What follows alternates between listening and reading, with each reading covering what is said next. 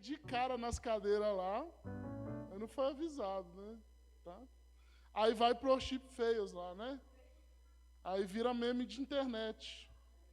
Igual teve uma mocinha que caiu uma vez aí que virou, sabe? Não vou falar quem que é, não.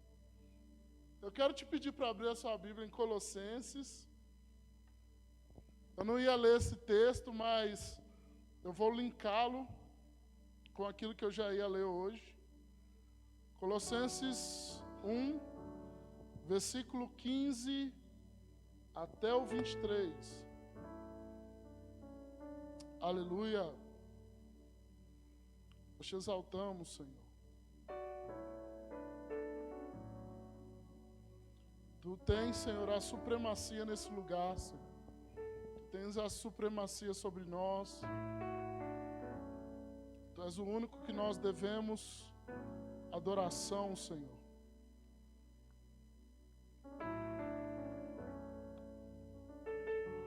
E nós não te queremos, Senhor, apenas como nosso Salvador, mas como nosso Senhor também. Quem achou, diz amém. Quem não achou, diga culto escola. A igreja falou até na entonação, você viu? Culto escola. Você que não vem no culto escola, irmão, vem só, é bom. A gente toma café 9 horas da manhã no domingo, cedinho, junto ali embaixo. Aí depois a gente sobe pra cá e 9h30 tem um culto. Pra quê?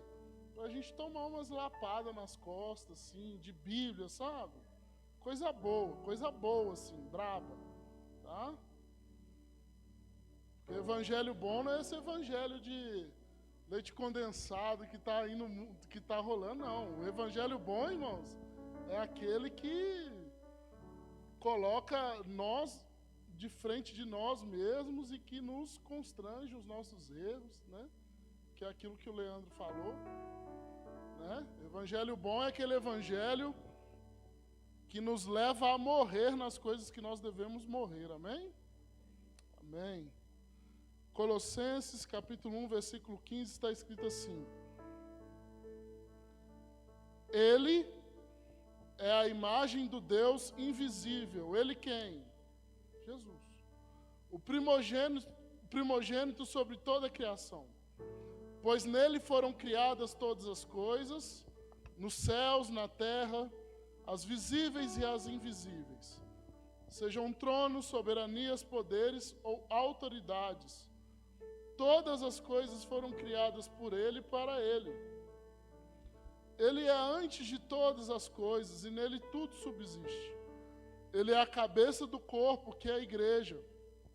É o princípio e o primogênito entre os mortos, para que em tudo tenha supremacia. Pois foi do agrado de Deus que nele habitasse toda a plenitude, e por meio dele reconciliasse consigo todas as coisas, tanto as que estão na terra quanto as que estão nos céus, estabelecendo a paz pelo seu sangue derramado na cruz. Antes, vocês estavam separados de Deus, e na mente de vocês eram inimigos por causa do mau procedimento de vocês. Mas agora, Ele os reconciliou pelo corpo físico de Cristo, mediante a morte, para apresentá-los diante dele santos, incorruptíveis e livres de qualquer acusação. Desde que continuem alicerçados e firmes na fé, sem se afastarem da esperança do Evangelho que vocês ouviram e que tem sido proclamado a todos os que estão debaixo do céu. Este é o Evangelho no qual eu, Paulo, me tornei. Aleluia. Glória a Deus. Aquele fio que se rompeu da minha alma até a Deus, o sangue santo costurou Cristo em suas linhas de amor, e agora um homem feito eu,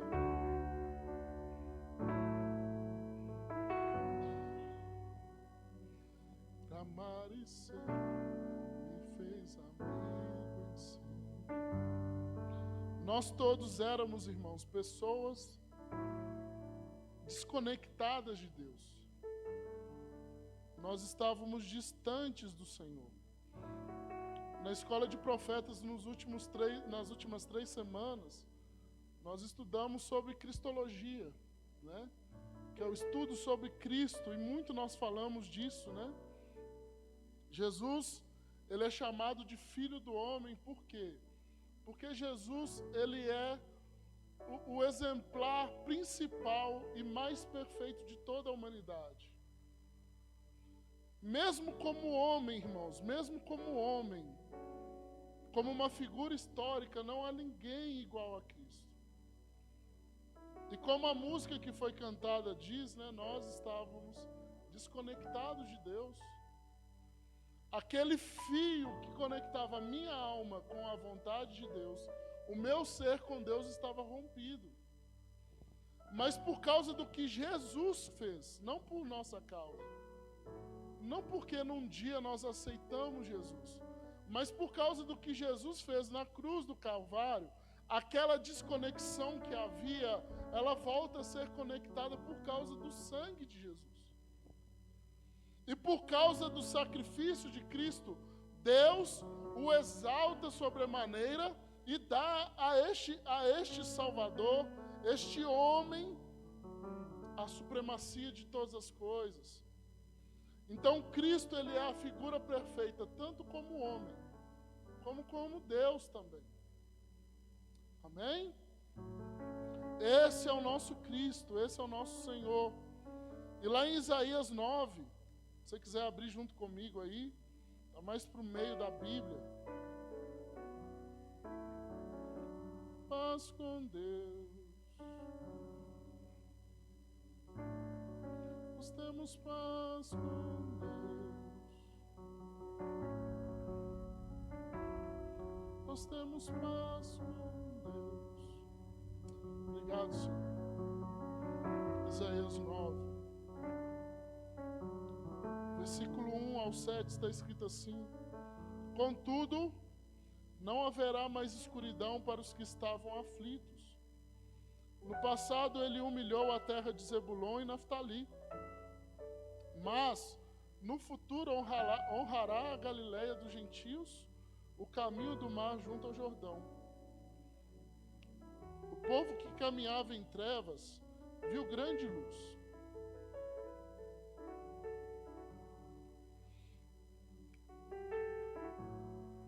Glória ao teu nome, Senhor.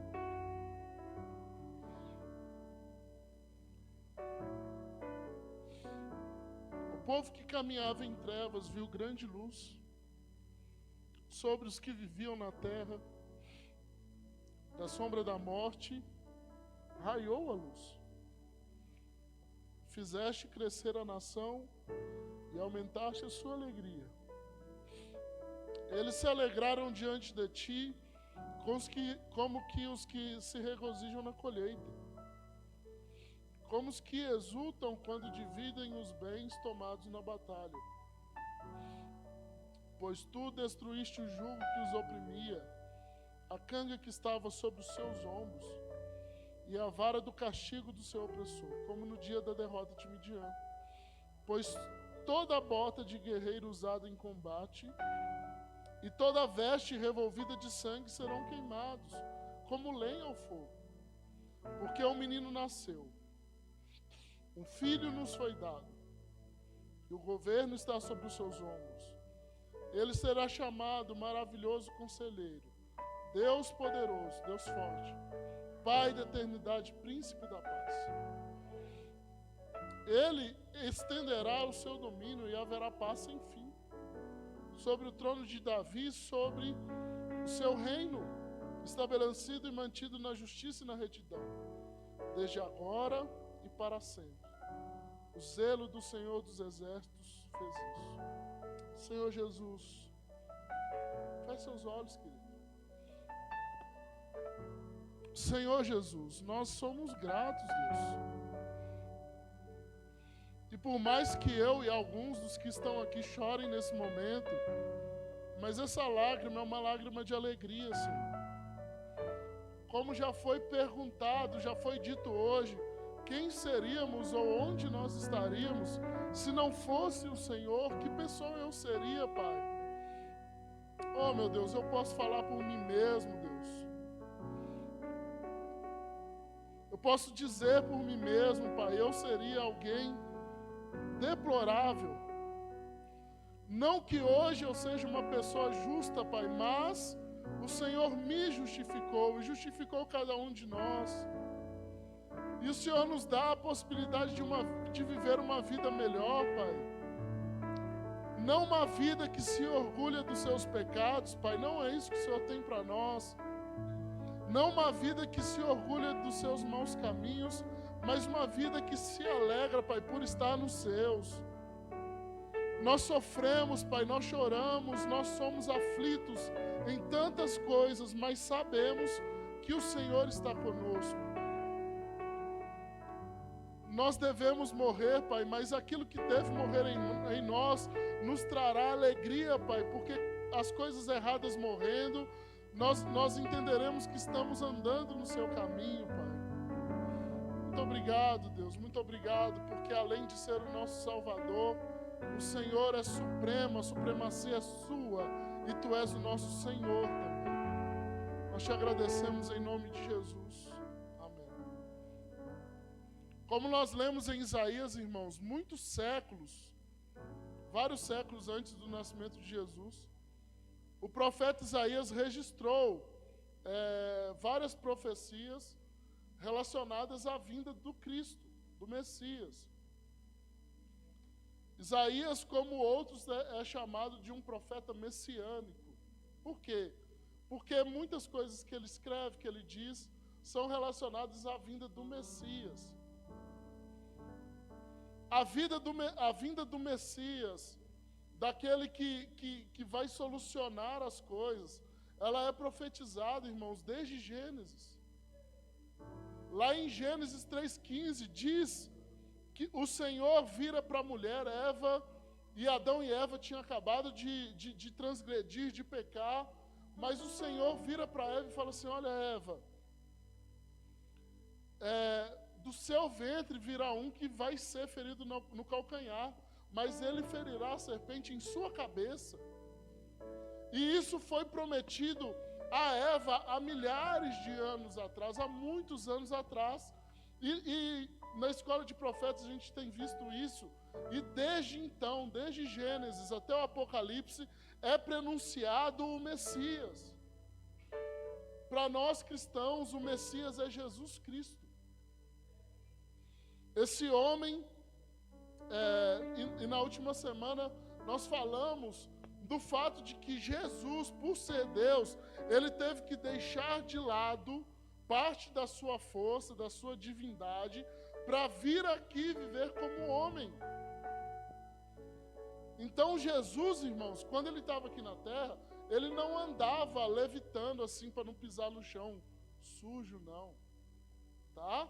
Quando Jesus veio, ele foi um homem como eu e você, que precisou dormir, precisou orar, que sentiu sono, que sentiu fome, que precisou fazer suas necessidades higiênicas como qualquer um de nós. Mas a Bíblia vai dizer e vai repetir, principalmente no livro de Marcos e de Lucas, Jesus ele é chamado de Filho do Homem. Ou seja, se a humanidade devia olhar para algum homem para se basear, deveria ser em quem? Naquele, no Filho do Homem, aquela pessoa. Então nós entendemos que quando Isaías vai fazer as suas profecias messiânicas, ele está falando do Jesus Cristo, esse que é o nosso Salvador. Amém? Uma dessas profecias se encontra em Isaías 9, que nós lemos aqui. Revela-nos um pouco, em poucas palavras, um grande tesouro do conhecimento sobre o Salvador. Então, em Isaías 9, do versículo 1 até o versículo 7, nós vamos conhecer, nós vamos conseguir olhar, ver algumas faces do nosso Salvador, algumas formas que ele se demonstra a nós. Aí nós podemos pensar rapidamente, né? qual que é o significado do nascimento de Cristo? Por que Jesus Cristo veio? Alguns vão dizer assim, não, ele veio para nos salvar. Amém? Quem crê nisso? Ele veio para nos salvar. E nós temos um resumo do motivo da vinda de Jesus em João, no Evangelho de João, capítulo 3, versículo 16. Aqui nós temos um resumo da obra de Cristo. Porque Deus amou o mundo de tal maneira que deu seu Filho unigênito, para que todo aquele que nele crê não pereça, mas tenha vida eterna. Jesus, primeiramente, nós entendemos sim, que ele veio para nos salvar. Nos salvar dos nossos pecados passados, das coisas erradas que fizemos no passado, tá bom? Então, quando Cristo nos justifica, aquilo que nós fizemos de errado não é levado em conta mais. Não porque somos bons ou pessoas legais, mas porque o sangue de Jesus cobre os nossos pecados. Então ele nos salvou no passado, Cristo está nos salvando agora, nesse momento. Aí você pode pensar assim, se eu não estivesse agora, nesse momento, diante do Senhor, nessa igreja, se eu não tivesse nunca me convertido, onde eu estaria? Faz uma reflexão rápida aí. No forró? Onde você estaria nesse momento? Talvez usando alguma droga, não sei o que existe na sua vida pregressa. Mas nesse momento agora, no presente, Cristo está nos salvando, nos permitindo viver essa vida, nos permitindo sentir o Espírito Santo, nos permitindo sermos consolados por Ele. E Cristo também nos salva no futuro. Como o Leandro falou mais uma vez, Leandro, existe uma morte eterna, tá? Existe uma morte eterna. Mas também existe uma vida eterna. E quando Cristo nos salva das coisas do futuro, nós entendemos que Ele nos salvará de muitas coisas. Claro, precisaremos passar por aflições, por problemas, mas talvez o fato do amor de Deus agir em nós somos desviados de algumas coisas ruins. Tem coisas ruins que nós passamos, irmãos, que nós não tinha necessidade. São coisas que nós causamos. Mas também Cristo nos salva da condenação do pecado, da morte eterna. Então Jesus ele veio para nos salvar, mas não apenas, irmãos, além de nos salvar, ele veio para ser Senhor. E aqui está onde muitos de nós falhamos. Por quê? Porque hoje, né, a gente está aí, né, vivendo uma época um pouco estranha, ou muito estranha, até mesmo dentro das igrejas. Por quê? Porque as pessoas, até mesmo dentro das igrejas, querem o Jesus Salvador, amoroso. Mas o Jesus governo, o Jesus Senhor, muitos de nós não queremos mais. Nós queremos que Deus nos ame, mas nós não queremos que Deus mude a forma com que nós estamos vivendo. O Senhor, irmãos, Ele nos aceita como nós chegamos a Ele, tá? Ele nos aceita assim. Mas a partir do momento que nós caminhamos com Cristo, nós devemos nos submeter ao senhorio dEle. Até mesmo porque nós lemos que a supremacia de quem? De quem, gente? A supremacia do poder e da autoridade é de Cristo. É Ele que manda. Então, quando a palavra de Deus diz assim, olha, não adulterem, não matem, o que nós devemos fazer? Se nós entendemos que Cristo é o Senhor, nós sujeitamos a isso. Amém? Quando a Bíblia vai falar contra os vícios, ou quando a Bíblia vai falar sobre a prática homossexual, ou a imoralidade, nós devemos entender isso. Hoje eu achei muito interessante, né? Porque tá tendo parada gay para todo lado hoje, né? Hoje é dia do orgulho gay aí, né? Tá tendo esse negócio. Aí, eu achei muito legal um vídeo que apareceu para mim de uma pessoa que era trans, converteu. Ela converteu a Cristo. E quando ela converteu, ela entendeu que aquele estilo de vida não era correto segundo a vontade de Deus. Aí o que essa pessoa estava comemorando na internet? Graças a Deus tirei esse silicone, esse peito que eu coloquei e já não tem isso mais.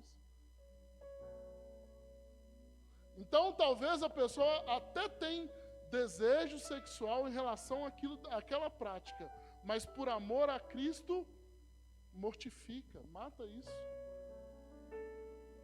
E é legal porque a mesma coisa serve tanto para o adultério, para a imoralidade e também para a questão homossexual. Se essas coisas são ditas por Cristo, pelo Evangelho, como incorretas, como pecado, eu tenho que me colocar debaixo disso. Amém, irmãos? Nossa, mas isso que você está falando...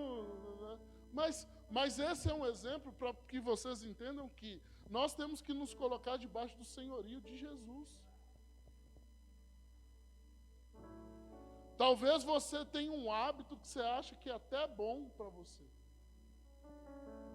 Mas se Cristo te disser, larga isso, não tem conversa. Não tem negociação, irmãos. Tem uma coisa que foi falado comigo quando eu tinha 15 para 16 anos. Eu era muito CDF, irmãos. Eu era muito CDF. Até nesse negócio de pastor, né? Que é a primeira vez aí que eu ganho um presente, assim, dia do pastor.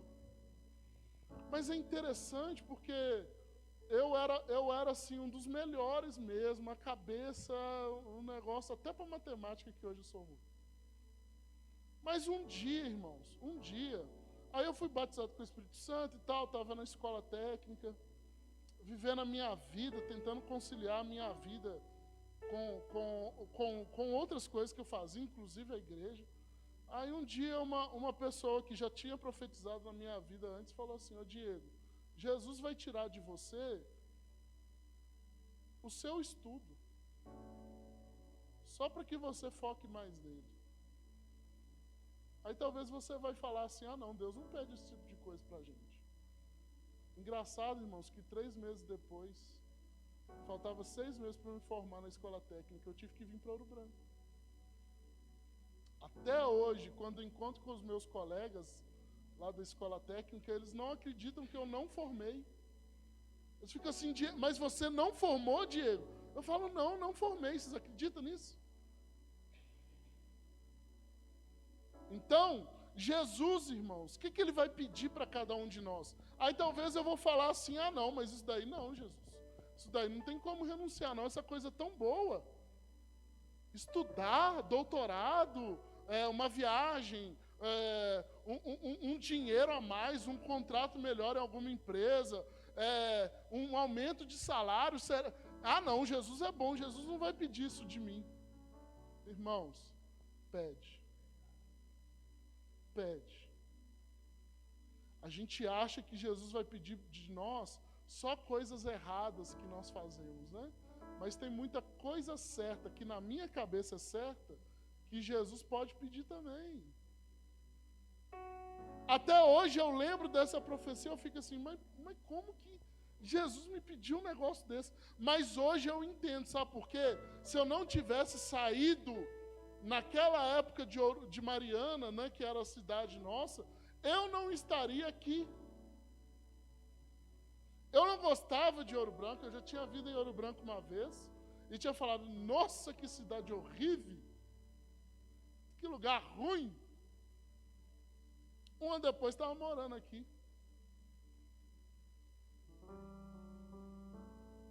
né? É igual aquele rapazinho lá do meio. Olha o que Deus faz, irmão. Não tinha interesse nenhum, irmão, de ser pastor. Meu Deus do céu. Mas nenhum queria ser qualquer outra coisa. Eu gostava de tecnologia, eu gostava de outras, eu gostava de jogar handball, eu gostava de outras coisas. E esse trem de ser pastor, de ficar na frente dos outros na igreja, ai meu Deus, me dava um asco aquilo. O culto acabava, 9 horas da noite, eu era o primeiro a ir embora. Eu com 15 anos, adolescente na igreja, eu até entendo uns adolescentes que tem aí, porque eu era um desses. Eu era o primeiro a ir embora. Eu mentia para minha mãe que eu tinha que fazer trabalho, irmãos, para ficar em casa e não ir no culto. Sabe o que eu ficava fazendo? Vendo Pânico na Band. Ah, mas é a verdade. Mas é a verdade. Está sabendo hoje? Ai, viu?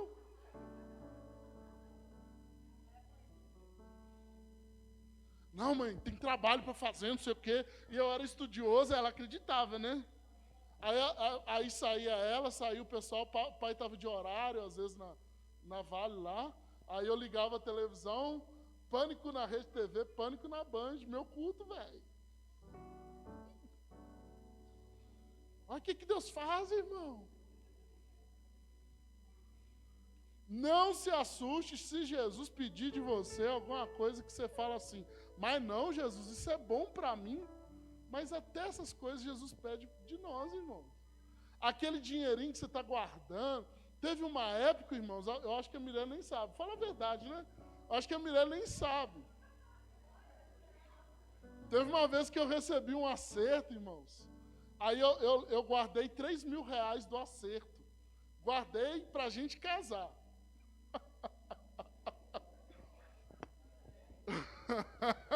Aí, irmãos, tinha conferência.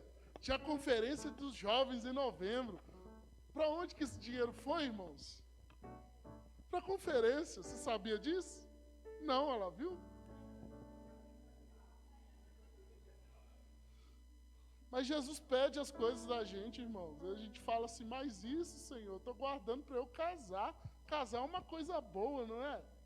É legal, de Deus. Não, eu fui lá, peguei o dinheiro, dei assim, ó, ninguém nem sabe. O que custeou aquela conferência lá, o Kingdom, que custeou foi o dinheiro do meu casamento, irmãos. Aí alguém pode pensar assim, ah não, mas Deus não exige tanto de nós assim não. Exige, irmãos, exige. Exige.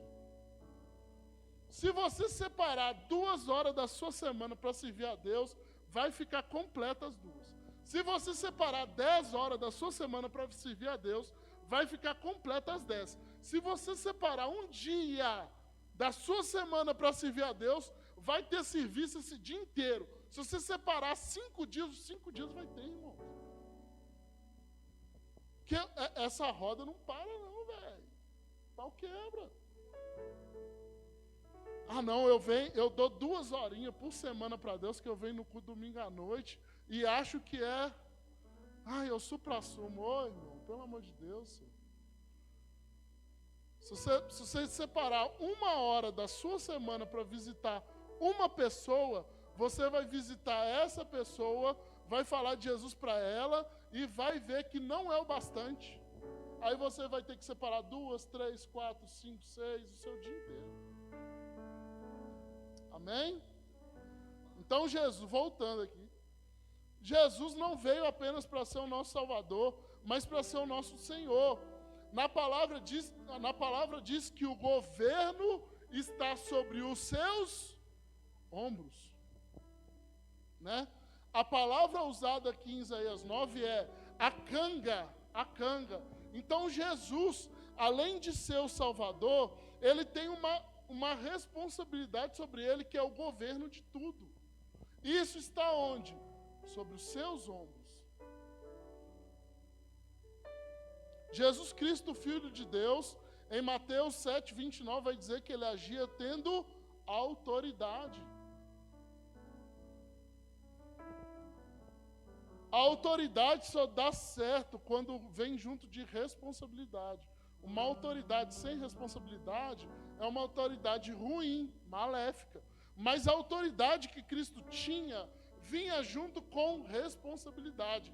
Ele sabia que sobre os seus ombros há um governo.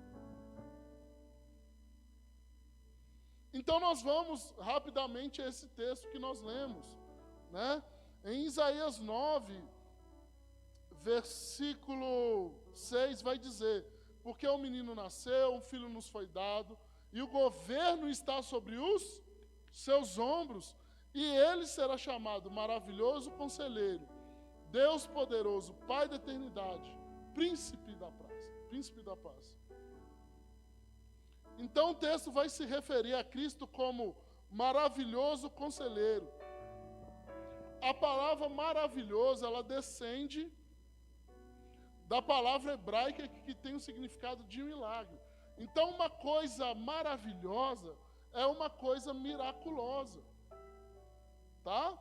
Então quando você diz que algo é maravilhoso, você está falando assim: nossa, isso daqui é tão bom que parece até um milagre. Tá?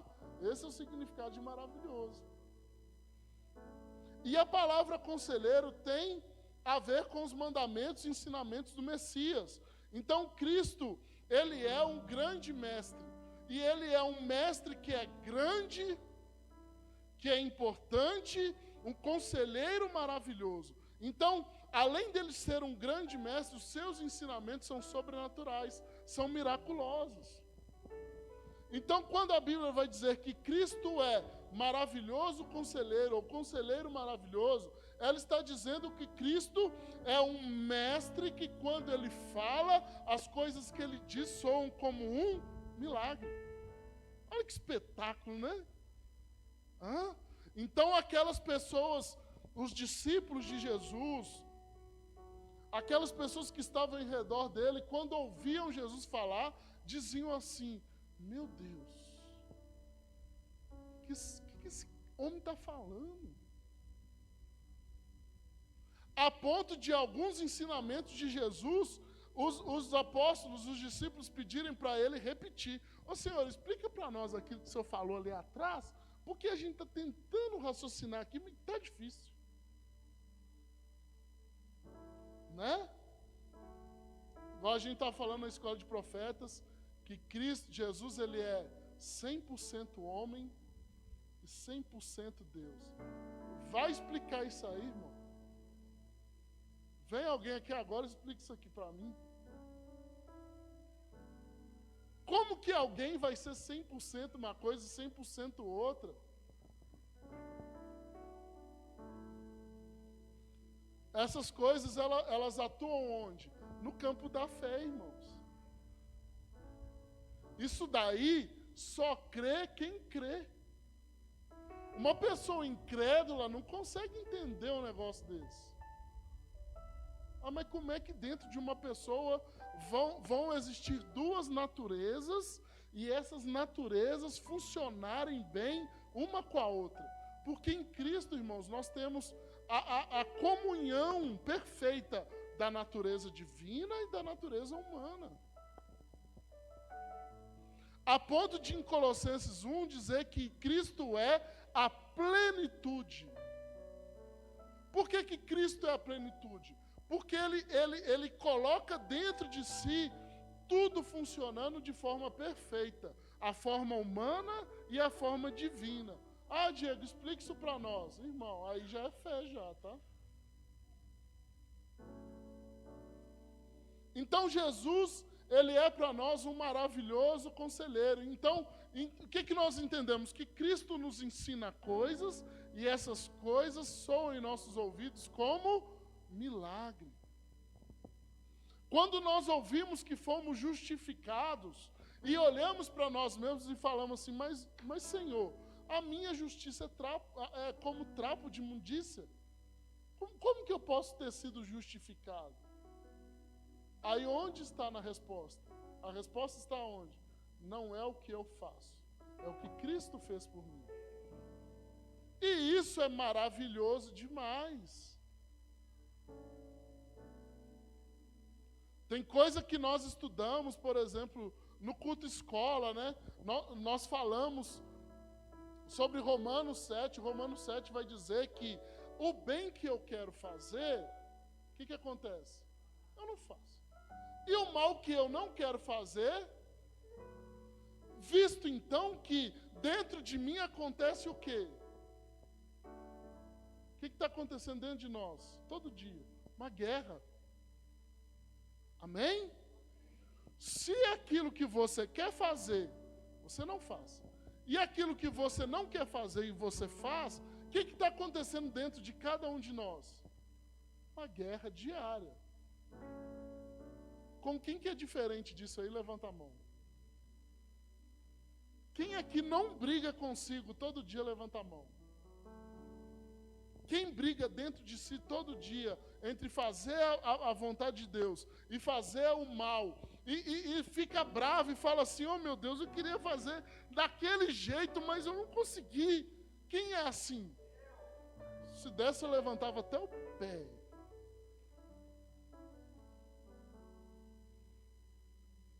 Aí o final do texto de Romanos 7 vai dizer assim, mas graças a Deus por nosso Senhor Jesus Cristo. Por quê? Porque o problema, irmãos, da guerra dentro de você nunca vai ser resolvido. Você vai fazer 90 anos e vai ficar brigando. Mas graças a Deus por nosso Jesus Cristo. Por quê? Porque eu sei que eu vou passar a vida inteira nesse sofrimento. Mas na hora que eu morrer, graças a Deus por nosso Senhor Jesus Cristo. Irmãos, vai acabar. Não aqui. Aqui nós estamos sendo testados, provados, aperfeiçoados. Mas o nosso último estágio não é o caixão. Porque se fosse, que vida miserável é essa? Mas a palavra do Evangelho vai nos dar um maravilhoso conselho e nos dizer, olha, graças a Deus por Cristo Jesus nosso Senhor, que mesmo nós sendo essas pessoas que vivemos em guerra todos os dias, mesmo toda essa dificuldade que nós vivemos, o nosso fim é sabido. Qual que é o nosso fim? Vida eterna. Sem dor, sem sofrimento, sem choro. A luz de Deus será o nosso guia, então nós veremos a Deus e a própria luz não precisará de sol mais, porque o sol a raiar sobre nós vai ser a luz do próprio Deus ali, ó.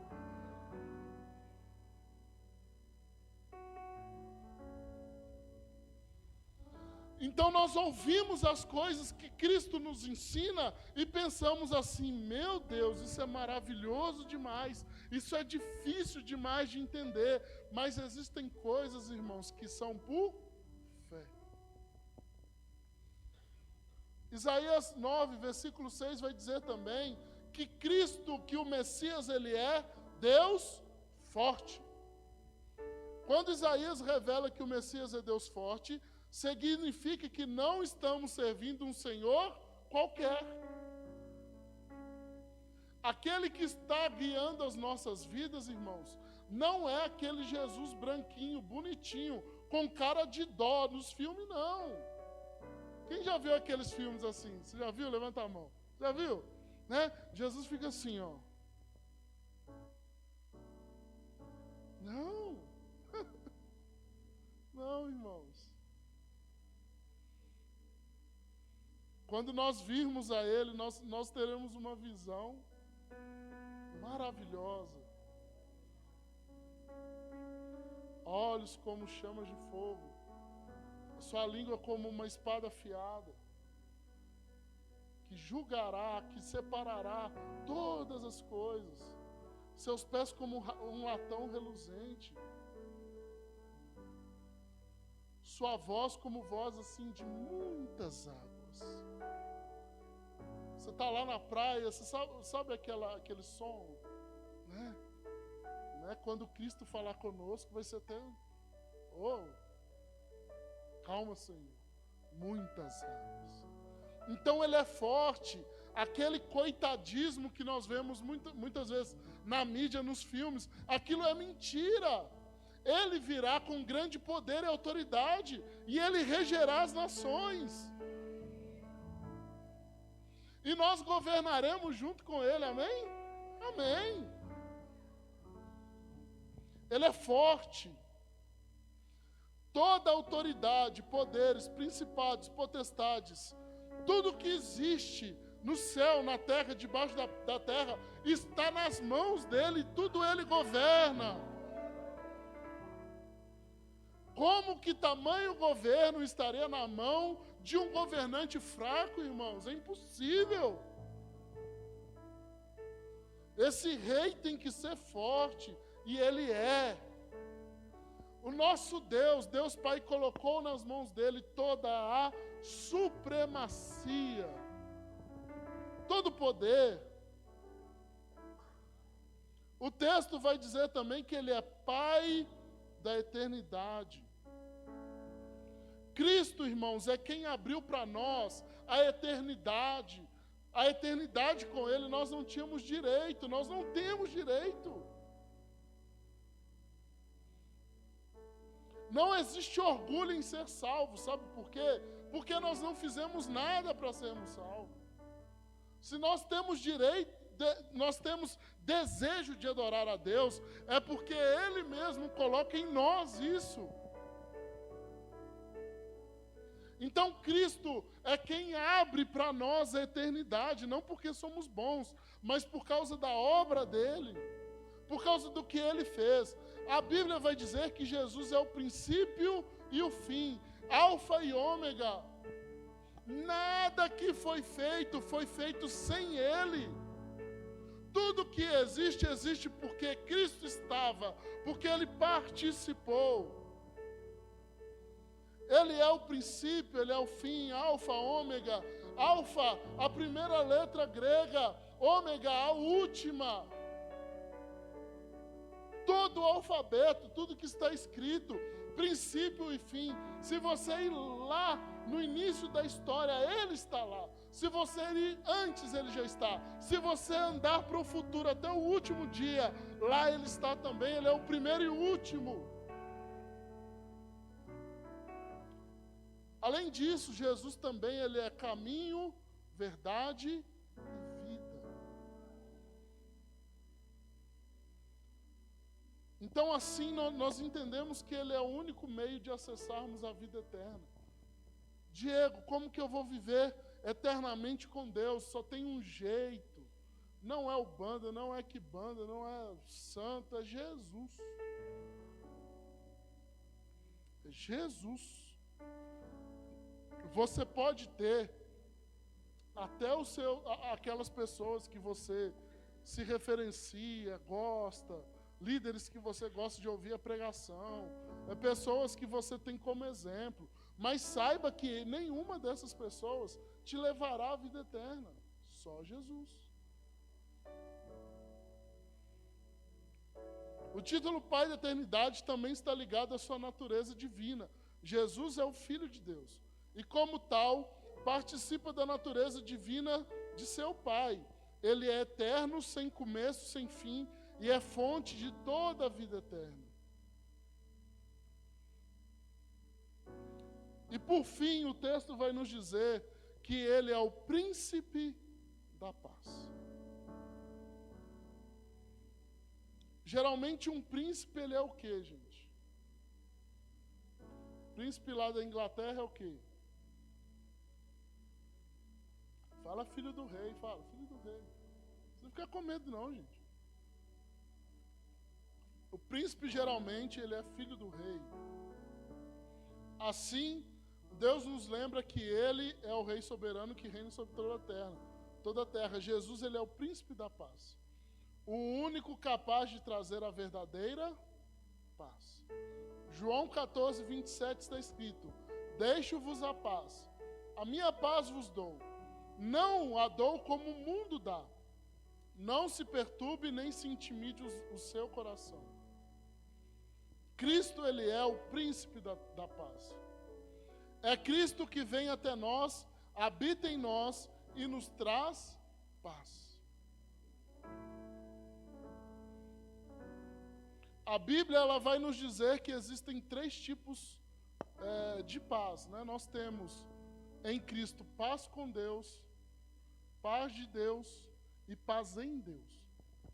A paz com Deus, nós entendemos que nós estávamos em guerra com o Senhor. E através de Cristo Jesus, essa guerra ela é apaziguada, ela para. Então Cristo, quando Ele vem, Ele traz um novo tempo onde nós temos paz com Deus. Deus não tem mais o interesse de nos destruir, de nos subjugar, por quê? Porque o seu Filho intercedeu por nós, se colocou em nosso lugar. É como se Cristo virasse para Deus e falasse assim: ô meu Pai, já que o Senhor entende a necessidade da justiça, e já que esse povo está tudo condenado e pecando, eu vou lá. E vou mostrar para eles que tem um outro jeito de viver, tem uma outra possibilidade de vida, e que se eles estiverem em mim, eles vão ter paz com o Senhor. Então Cristo, Ele vem e se coloca entre a nossa condenação e Deus. Entenda, irmãos, Deus Ele tem uma condenação, Ele tinha uma condenação para cada um de nós. Nós estamos transgredindo a vontade de Deus em muitos momentos. Nós pecamos, irmãos. Mas Cristo se colocou entre nós e a nossa condenação. Se nós estamos em Cristo, se nós nos convertemos, nós podemos entender que por causa dele, da obra dele, nós não mais viveremos a segunda morte, nós morreremos uma vez só, o nosso corpo, e junto com Cristo nós viveremos de forma eterna. Então a paz com Deus é entender que Cristo ele interrompeu uma guerra que existia entre nós e o Pai. A paz em Deus é a paz daqueles que sabem que estão em Deus. Então, quando nós temos a paz em Deus, isso é como se eu vivesse uma vida dentro de Deus. Olha que coisa legal, né? É aquela paz que você pode estar em qualquer situação ruim. Você pode estar aflito, sofrendo, mas no seu interior você sabe que Cristo, que o Espírito Santo está com você. E a paz de Deus é aquela paz que Deus nos dá para vivermos a vida, para convivermos com as pessoas. É a paz que as pessoas muitas vezes veem em nós e falam assim: nossa, naquela pessoa ali tem uma coisa diferente. É a paz de Deus refletida em nós. Quem nos deu essa paz foi Cristo. Ele é o príncipe da paz. Essa paz que vem do coração dele não permite não nos permite viver perturbados nem aflitos, mesmo que passemos por aflições e enfrentemos diversas dificuldades na vida. Aí a gente entra lá naquela coisa do conselheiro maravilhoso, né? Como que eu vou ter paz se eu estou passando por aflição? Parece um pouco discrepante, né? Para muita gente talvez não faça sentido, mas para nós que temos Cristo Jesus, irmãos, nós entendemos isso. No mundo tereis aflições, mas tem de bom ânimo, porque eu venci. Passamos por guerras e conflitos, mas não perdemos o essencial, a paz que vem do coração de Deus. Então Cristo, irmãos, é tudo isso para nós e muito mais. Ele é o nosso maravilhoso conselheiro. Ele é o Deus poderoso, Ele é o Pai eterno, Ele é o príncipe da paz. Cristo, Ele tem a supremacia de todas as coisas. E Ele não quer apenas, irmãos, salvar você, mas Ele quer ser o seu governo, Ele quer ser o seu Senhor. Cristo quer controlar a minha vida e a sua vida. Para sermos pessoas que antes fazíamos coisas que desagradavam a Deus, com prazer, com alegria, ríamos dos nossos pecados e achávamos bom. Mas hoje, quando nós pecamos, para nós é tristeza. Oh Senhor, pequei, me perdoa. Nem todo mundo por aí, irmão, sente tristeza por seus pecados. Muitas pessoas hoje se alegram por estar vivendo fora da vontade de Deus. Sendo que em nossos corações, o sentimento que devíamos ter é: oh Senhor, me perdoa, eu pequei. A palavra diz que o Senhor está perto daqueles que são quebrantados. O que é um coração quebrantado? É um coração que ele foi quebrado e depois moído. Não é só bater na pedrinha, a pedrinha rachar, não. É macetar aquela pedra até ela virar um pozinho fininho. Isso é um coração quebrantado, irmãos. Aí aquele homem que antes não chorava e falava assim: eu sou macho, começa a chorar igual uma criança. Né? Aconteceu? Tem algum homem aqui que já aconteceu isso? Não, sou macho, não choro, não sei o quê. Meu pai era assim, irmãos. Meu pai, depois de velho, qualquer culto mais ou menos emocionante aqui, qualquer música que cantava, ele já ficava com os unhos vermelhos assim. E meu pai era macho. Batia no braço assim, quando não era crente, falava: Deus, ou isso aqui. No final, qualquer coisa que falava assim, aí na televisão ali, mostrava uma coisa emocionante assim, um animalzinho, aí você ia ver o velho tá... nariz vermelho, nariz grande, vermelho assim. Jesus faz isso com a gente, irmãos. Você deseja que Cristo seja seu Salvador, ou que hoje o seu senhorio venha sobre você? O que nós desejamos de Cristo?